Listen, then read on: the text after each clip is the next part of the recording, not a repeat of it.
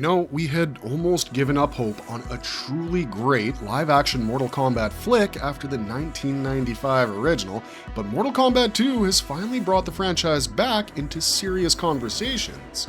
As of May 2026, the sequel is already in theaters, with Shao Kahn, Kitana, Johnny Cage, Quan Chi, Baraka, Sindel, and the Amulet of Shinnok all in play, so this movie clearly leaves the door open for a much bigger third chapter.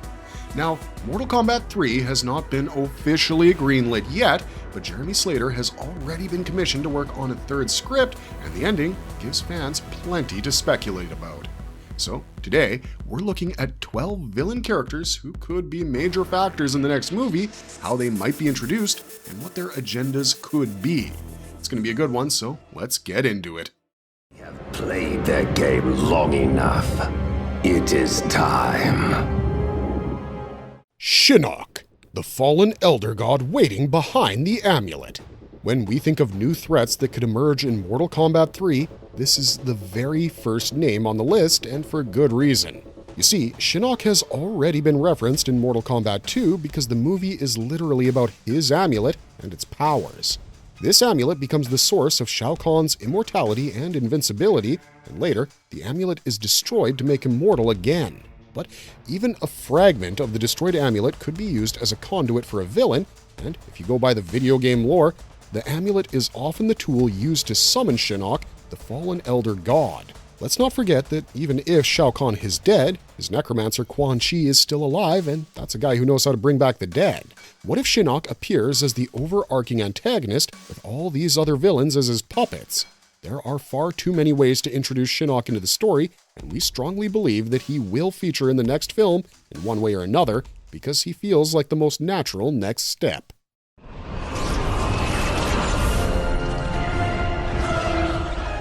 Quan Chi, the necromancer who could hijack the sequel.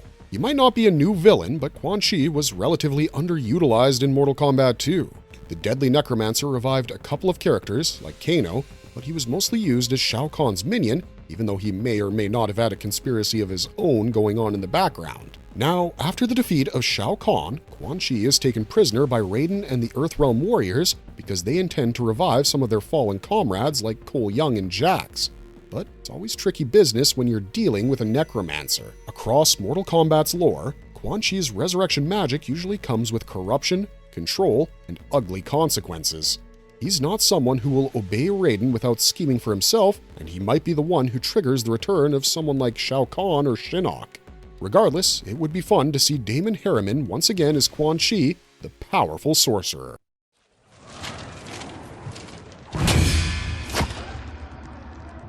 Smoke, the fan-favorite Lin Kuei wildcard.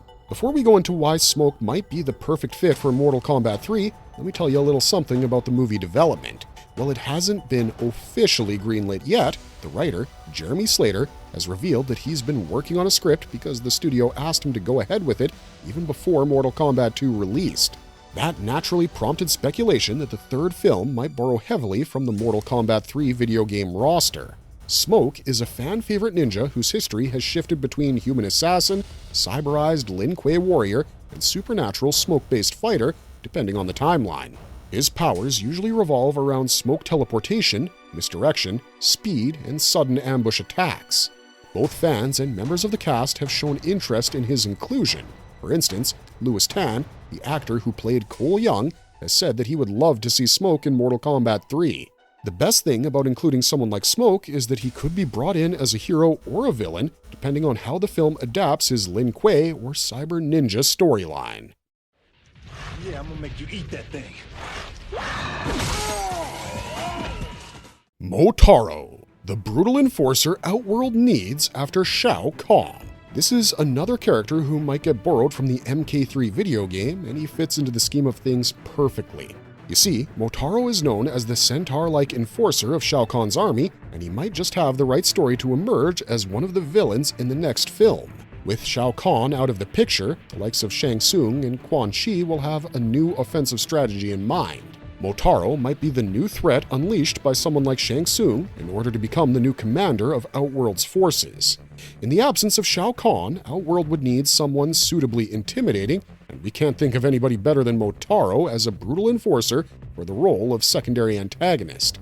Not to mention, Motaro also fits the MK3 arcade roster. If the story of the video game is adapted for the film, he might just work as the ideal substitute for Shao Kahn to make life miserable for the Earthrealm warriors. Onaga, former Emperor of Outworld, the Dragon King. Onaga the Dragon King, the ancient monster behind Outworld's throne. If you look at Mortal Kombat 2 ending, it almost seems like a happily ever after kind of situation. Kitana gets her revenge as she knocks out Shao Kahn with her blades, and she becomes the ruler of Edenia, following in her father, King Jerrod's footsteps. But we've got a feeling that her victory might be temporary because the situation is far from stable. There's a massive power vacuum and imbalance in Outworld, and there are far too many players ready to stake their claim. This is where Onaga the Dragon King comes into the picture. To be clear, the movie has not directly teased Onaga yet, but the power vacuum after Shao Kahn makes him one of the biggest lore names fans will naturally bring up. If you go by traditional Mortal Kombat lore, Shao Kahn stole Outworld from his master, Onaga, by poisoning him. Now, Shao Kahn is seemingly out of the picture, and this might be the perfect opportunity for someone like Onaga to make a comeback. No death is ever permanent in the Mortal Kombat universe, and this might be a great time for a necromancer like Quan Chi to resurrect Onaga and his undead army. This would be a villain so great that it might even require Earthrealm and Outworld to team up in order to counter the threat. Personally, we really want the next movie to expand on the lore, and a character like Onaga would be a great start.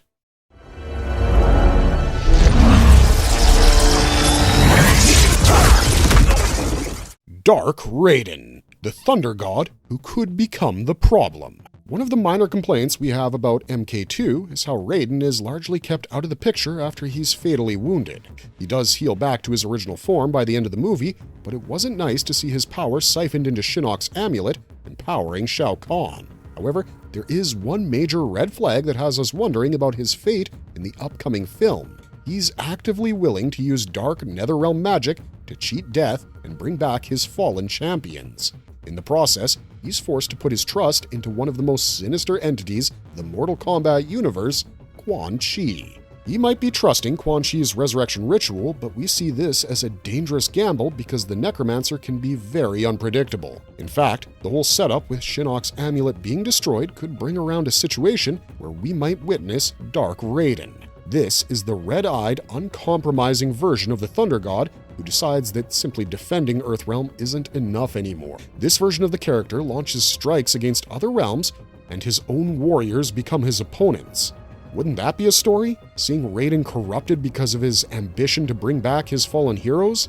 We think it would be an ideal twist to set up the events of Mortal Kombat 3, where the Earthrealm warriors have to worry about not only the bad guys, but also their corrupted mentor.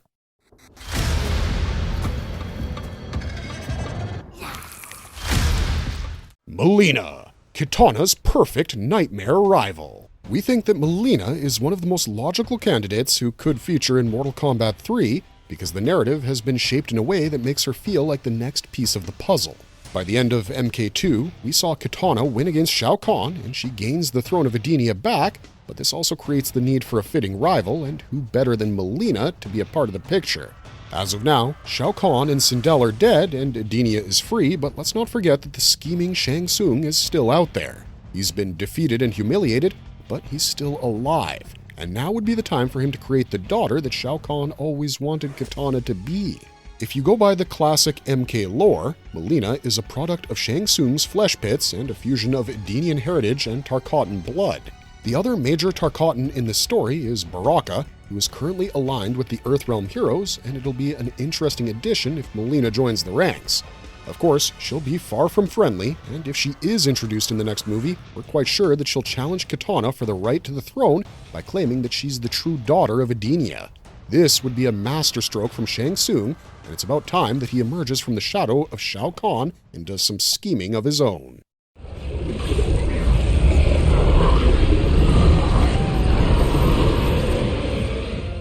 Ermac, the soul construct born from all this death. We've noticed that the ongoing MK universe deals quite a bit with resurrection, souls, and undead warriors, and if that's not a call sign for Ermac to be brought in, we don't know what is. For those who don't know, Ermac is an amalgam of the souls of deceased warriors, and as of now, so many are dead that there are plenty of souls to put him together. The current situation screams for a soul-constructed villain, and Ermac's later stories even connect him to King Jerrod's soul. In Mortal Kombat II, King Jerrod is killed by Shao Kahn in the very first scene, so now Ermac could become a very clean, lore-friendly consequence of that. We can even see this going wrong for the Earthrealm warriors because of their decision to get help from Quan Chi. If the ritual goes wrong in the slightest, it could create Ermac instead of bringing back the dead. Also, we'd love to see how Kitana would react to her deceased father back in this new avatar and how that would disrupt the power balance in Edenia.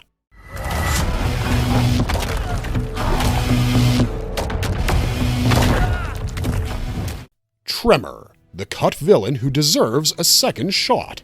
I don't know how many of you know about this, but Tremor was almost set to appear in Mortal Kombat II. Writer Jeremy Slater revealed this during an interview when he said that Tremor had to be cut from the final script because the movie wasn't doing the character justice with so much other stuff going on. But surely the character's still on his mind, and it might be a great opportunity for him to bring Tremor in for Mortal Kombat III. Tremor is an extremely powerful character who can create earthquakes and form stone and lava projectiles to use in his attacks, and he's a ninja who can trouble the finest of Earthrealm's warriors. If the movies keep his Black Dragon connection, Tremor could be a powerful enforcer for Kano's criminal network. You can see him hired to retrieve important relics, bodies, or even souls from the Netherrealm, and Kano might not seem so funny if his evil side is really explored in the next film.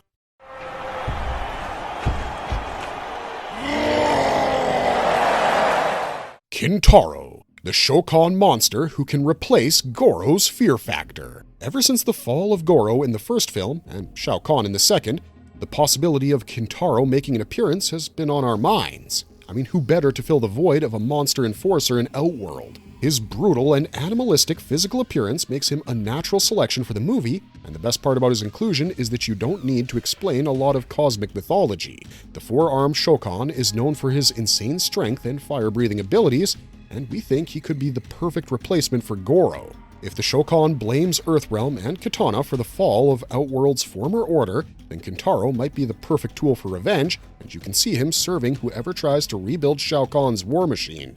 For us, the best part would be that Outworld still poses just as much of a threat even with Shao Kahn gone, if such intimidating villains are brought in as replacements. This is a war for the fate of your world. Revenant Cole Young and Revenant Jax, the heroes who could come back wrong.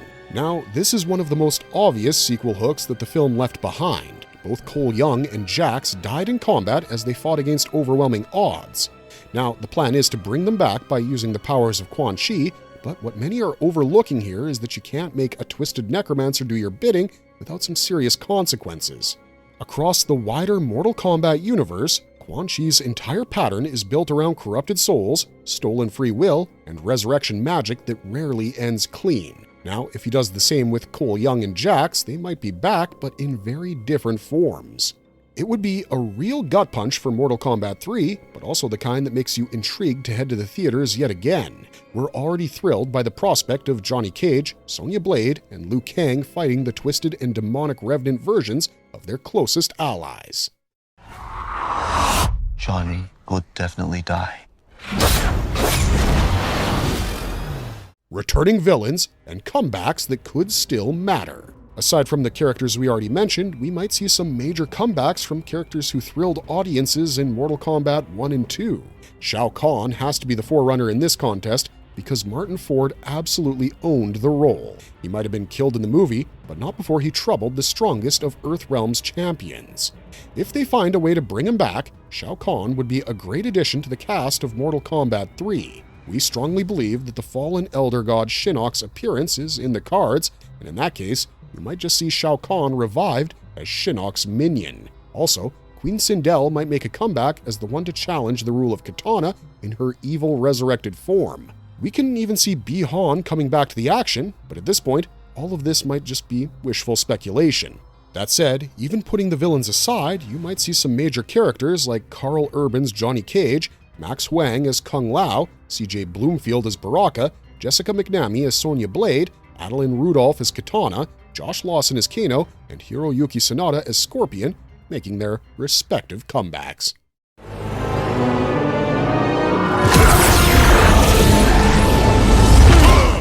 Final thoughts. I love how excited the fans are about a proper revival of this franchise because the Mortal Kombat live-action movie universe is finally on the right track. If the third movie borrows even a part of everything we're expecting, it's going to be a movie to remember. And maybe there will be many more to follow as the extensive lore of the Mortal Kombat universe is explored to its fullest.